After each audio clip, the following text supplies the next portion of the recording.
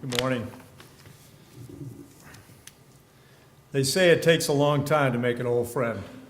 Well, Al, you certainly qualify.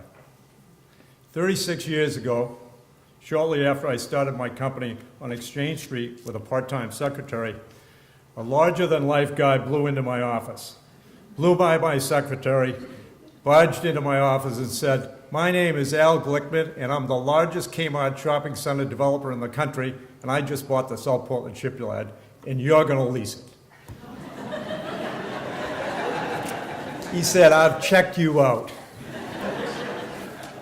That encounter started a 37-year love affair between a Jew from California and an Arab from South Portland, Maine.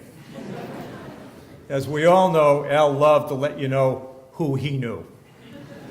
My first recollection of this was when I was having lunch with Tom Saliver and Al, and we had just met Al, and Al happened to just drop the fact that he was recently offered the position of Secretary of Transportation under President Ford.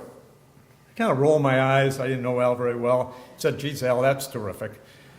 Both Tom and I were somewhat skeptical, so after lunch, Tom told me that his brother-in-law, Jake Ryan, worked for the president, and why don't we give him a call?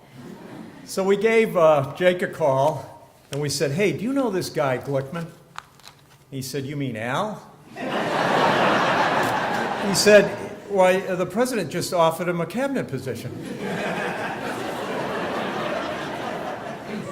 From that day on, I never doubted a word Al Glickman said, especially later in life, when he said at every single lunch, and believe me, we had many, that he loved his wife, that he loved his kids, that he loved his grandchildren.